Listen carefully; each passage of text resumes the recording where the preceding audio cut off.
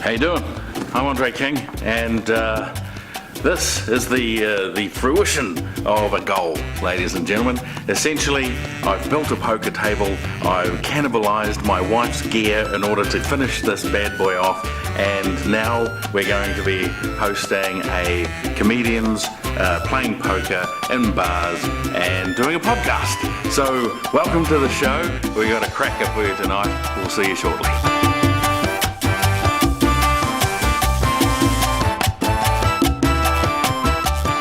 Comedy Gold, which is my company, is sponsoring this first step.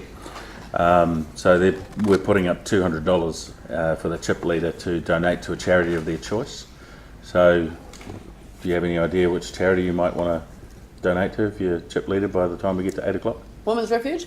Women's Refuge? Feed a Family. Feed a Family? The Mental Health Foundation or the Mental Health Trust. That's good. Mental Health Trust? One of those two, I'm not sure which, I need to have a look at the charter. I'm going to go with Key to Life Trust, which is Mike King and the program that he runs to help prevent teenage suicide. I'm a little worried you're a shark, actually. I guess you'll just have to wait and see. No, the last few times that I've played this, over the last couple of years, I've had to be the dealer.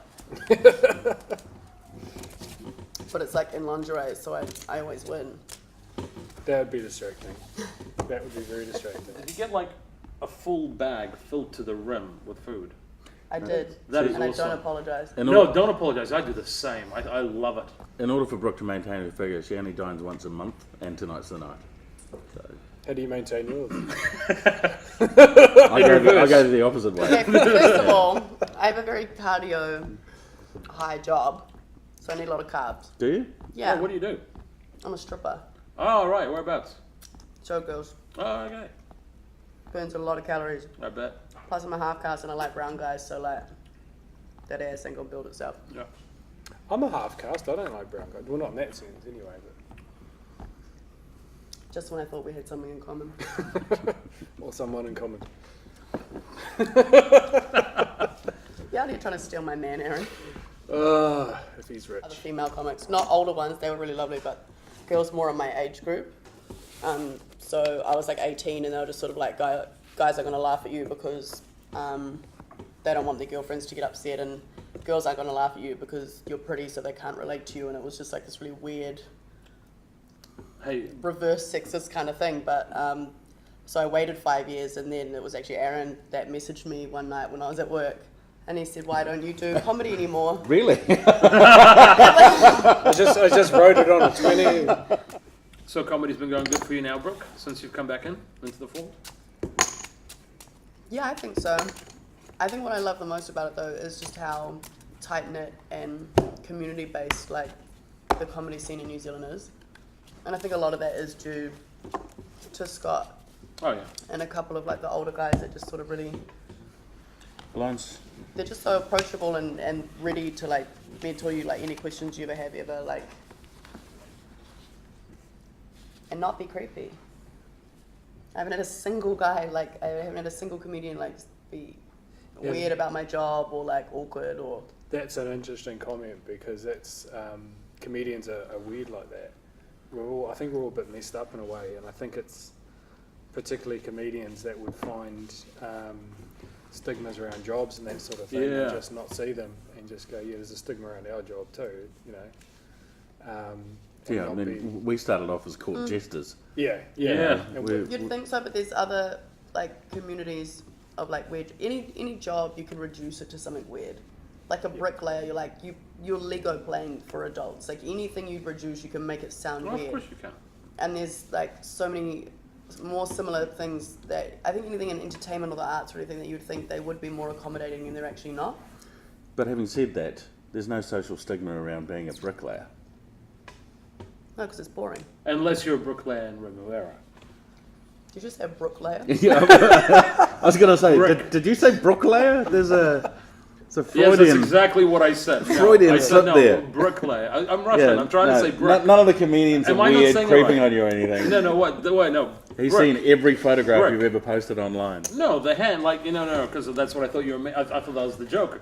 I was like, that hand, that last hand was a little bit too big. There's nothing wrong with big hands, mate. No, unless you're Donald Trump. He envies big hands. Does he? Yeah, he's got small hands, tiny little disproportionate. Nothing an elbow to the face. Tiny kind of little thing. disproportionate hands. Just in case he watches this one day, I want him to know that the world knows. No, it's nothing a copy of his bank statement couldn't fix. You know, Tiny I'd hands. vote for him if he did like that Little Wayne stunt and just blew like 50 grand in like $1 bills in a strip club. Then I'd feel like he was one with the people. Yeah, the stripper vote. That's a huge market. There's a lot of shitty dads out there. That's, you know. Yeah, that'll do it. What about you, Aaron? Worst gig? Ooh. I think actually haven't gigged on stage for so long that I can't remember what the worst one is. It used to be a stripper's gig, Browns Bay one, which I was filling in for you actually. Those are tough gigs, man. Those are tough. None of those dudes are there to see us. They're not there for the laughs. Yeah, it's like the strippers audience, which are a bunch of young 18-year-olds first time in a pub drinking who don't know how to behave in They're the public. worst. And the strippers come out, and while they're getting changed or putting clothes on, I'd assume, we'd come out and do jokes to sort of entertain them, and they were just screaming, and there was people throwing bottles at us. And Do you hear that, 18-year-olds? Do you? Behave yourself. Behave yourself when you go out. Be respectful. Ask your dad for a bigger allowance. And don't touch pussy. all right, because That's a rule. That's a rule. Don't touch it all. You don't have to be Well, no, specific about If body you're going to parts. touch, you have to pay extra for that. A lot extra. A lot extra. It's like double. Yeah. The reason why this is my first gig, my worst gig, is when I got home, I reviewed the footage because I was trying to figure out what went wrong. And reviewing the footage was me coming on the stage, jumping on and dancing on the stage with my hands in the air, going like this to the music, and going like a stupid face. And there's Hurley standing there with his hand outreached to shake my hand. But I completely, in the moment of this dancing, I completely missed the hand, and I walked right past it as you're standing right in front of me. And I came up to the mic, and Hurley kind of went, and turned around to the audience and went, and walked off. So Damn. you're saying Hurley sabotaged you? Yeah. Yeah. He was my mentor and he was always really nice to me. Oh, no. I get on with Hurley very well. No. It's just that gig was the worst one because to this day I think of it and I'm I just embarrassed. remembered my worst gig actually, Right. and you were there again. It's He coming a was- bit of a theme actually. But it was the comeback gig after having kids and everything like that, not doing a gig for years. Yeah. Like someone asked me to do that fundraise, and I said, I haven't done a gig in years, had kids, so I'll bring some mates and we'll make it a thing. And that's when it was at, I thought it was in a theatre, but it was actually a hall, like one of those real long, echoey, horrible halls. That's on you if you want to be. And all the tables were set miles back, real awful sort of set up for comedy. Not that anyone else had any trouble. Yep. And I came out and just Where was the gig? this was the fundraiser for the Croatian boys going to play soccer or something. Oh, yeah. Oh, wait, sorry. Did you guys bet? Yeah, we bet 10 each. Yeah. Yeah, and then I came out to do my 15, so that I'll just do 15, that'll be safe. And yeah, I just started doing it. No one was really listening to me, and I suddenly realised all my comedies, basically all my the jokes I love, are all the really long stories that take a while to build up, and that wasn't the crowd to be doing that to. And I painfully realised that halfway through, and I was actually talking to them or whoever was listening, going, "Oh, I'm actually doing long stories," and you guys, I won't finish that one. I'll go into my next bit, which is actually another really long story. And I looked in the wings, and you were in the wings going, "What are you doing? What are you doing?" And it's just like, and then that's when I got the biggest laugh when I said that bit and said, like, the next one's actually quite long and doesn't go anywhere anyway. And then everyone cracked up laughing, and that was the only sort of laugh I got until I went, "Any Taylor Swift fans in?" And they all started laughing. I went, that's another really long story. And it was just painful. And all the people in the audience were all construction guys, which is where I work now. So they're all clients and that I knew, which just made it easy. My worst gig was Mother's Day. You were there too, weren't you? I was there. Common denominator. He's been at every single bad gig. My worst gig was Mother's Day, and it was at a Rozzo gig.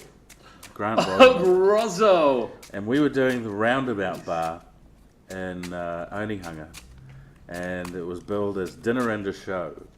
So you brought your mum down for a roast meal. It was $10, And for a roast. and and then we put on a comedy show afterwards. But the gig ran kind of late, and all of the mothers and families and stuff were still eating by the time Rozzo had finished his introduction and then got me up on stage. And we ended up, I walked out and there were maybe 4 people in the seats. And there must have been 30 or 40 seats set up, and there were maybe four people. And there was a dude sat in the front row, and none of my stuff was working. Like, it had worked really well for 2 years, but for whatever reason, today it just wasn't working. And the fact it wasn't working was hammered home to me when the guy maintained eye contact with me while I was doing my jokes. He looked me in the eye, and then he just leaned over like this, real slow like. And he dropped his hand down into a briefcase, and when he popped back up again, he had a newspaper in his hand, which he then opened up in front of me, and only stopped looking when he moved the newspaper up in front of him like this. Did it like crinkle real loud? Well, this is the thing. Each time I hit a punchline and it didn't work, he would flick the newspaper and then turn the page. It's not really a heckle, but one line that I've never, to this day, I don't ever come back for it. Like it's just gonna haunt me for like the rest of my life. So my grandfather, like I was raised by my grandparents. You know when you're like absent-minded doing something and somebody just says something to you and it just kind of like catches you off guard. So I was getting ready to go out for the night, and I walked into the lounge, and out of nowhere, all I heard, he was like, "Do you want some money?" And I was like, "What?" And he's like, "Do you want some money?" And I was like, "What for?" And he's like, "So you can go back to the shop and buy the rest of that dress." And honestly, it's been 10 years, and to this day, I've got nothing. Like I still, he gave me a line that is uncomebackable. Queen. 30. Bold. Folding. I'm in for 30.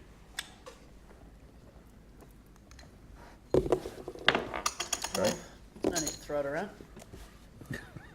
That's the pot calling the kettle black, isn't it? I like to be odd. You are betting random amounts, my friend. Right, does that show confidence? Just trying to keep it on your toes. 55. Pair of kings on the table. No, take it down, mate. Sorry, I do have a king.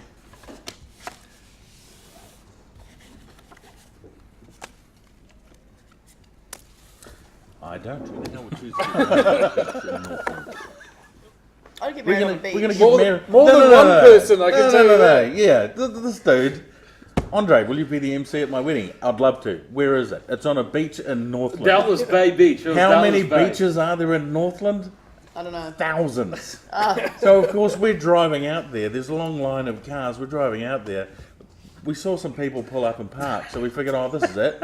So of course the wife and I jump out, and we're walking down the beach, and then we can see this group of people, and there's parasols lined up in the sand, and there's all these people in suits, and we're all hanging out, sort of, enjoying life. It's really hot. There's a drinks cooler. The wife and I have helped ourselves to the drinks cooler. And, That's right, it was someone else's. and then she's like looking down going, how come that dude's in a different coloured suit from everybody else? I'm going, I don't know, that's kind of weird, isn't it? Maybe he's like, the celebrant or something.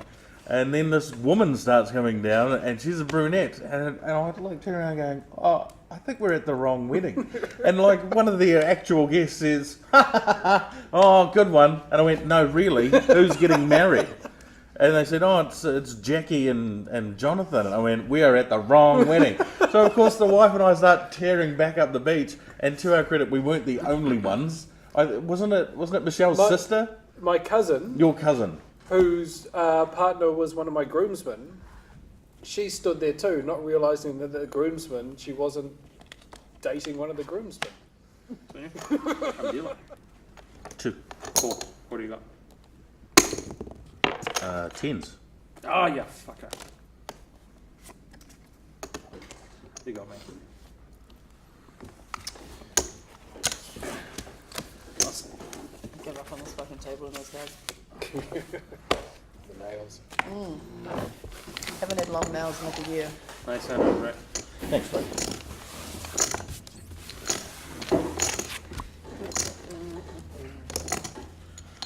I thought you were saying nice hand to me, but that's Oh, you have nice hands too. Nice hands, bro.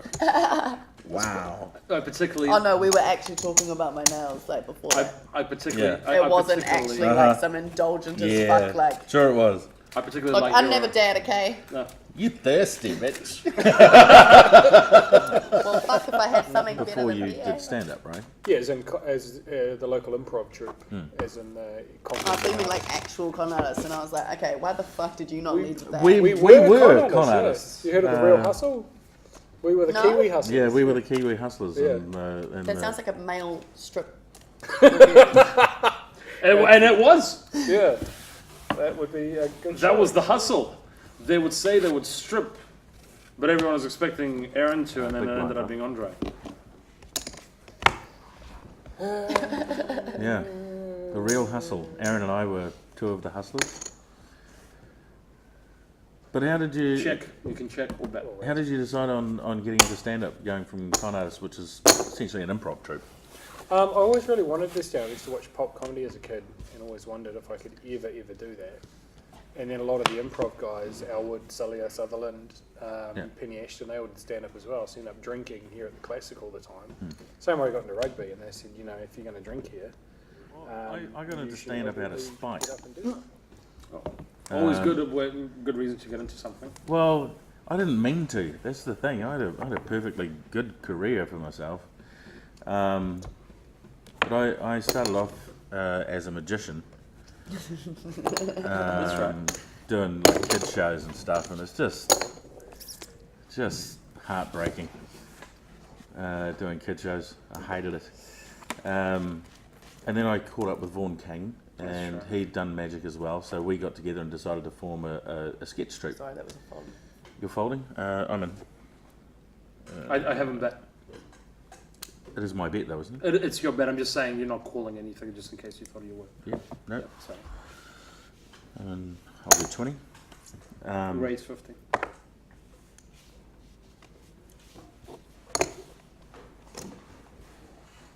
We raised 300. Put that away. Cool.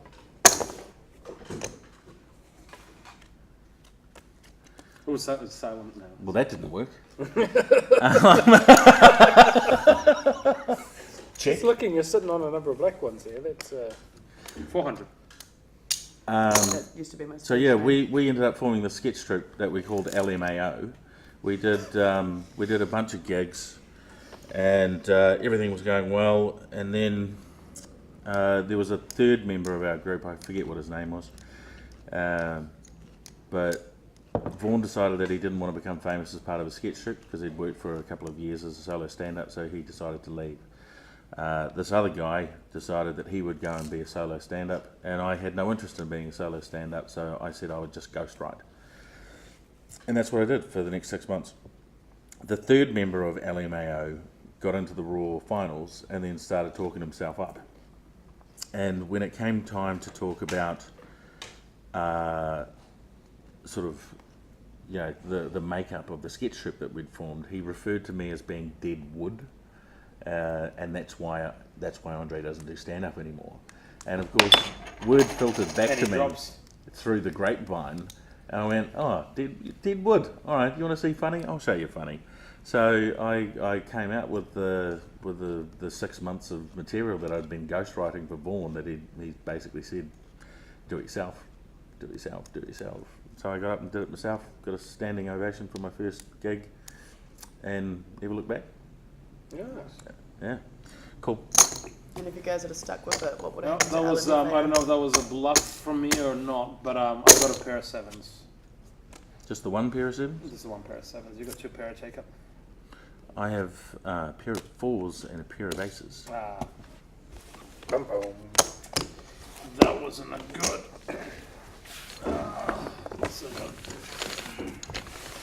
Easy to say now. Oh yeah, no. I kind of thought I kind of thought that 300 was trying to Swap push the me two out, white so ones. that's why I went with 400 to push me out. And then as soon as he picked them up, I went, oh, fuck, he's actually got something. And then he was telling his story. I was going, oh, of course he's got something. He's not like rushing to put it in. He's just taking his time. Look, I quite like that I've seen you do stand-up and never seen you strip. That makes one of us. Well, it's cheaper. It is cheaper for one. Love it when you talk dirty. Ooh, There's the bell. We've only got the space until 8 o'clock. do we? We do. All right, last hand. Let's do it. I love how we just took what you said and then just completely ignored it. Yeah. All right. Sorry. Don't worry about him. You're not gonna. Well, no, because you're the Chop me chip out. lead. Yeah. Yeah. All right. So, Key to Life Trust. Key to Life Trust will be receiving a $200 donation from Aurelian Entertainment Limited, which is trading as Comedy Gold. So, on behalf of our sponsors tonight, thanks very much, guys, for coming out and playing and joining in the chat. Thanks for Have you having enjoyed us. it? I did. Great. All right. Yeah. I like that you guys indulged me and just let me eat the whole way through. Well, it's just that it's really difficult to play with 3 people. Have the opportunity to make a donation to any one of the worthy charities that we nominate tonight, then please go ahead and do it.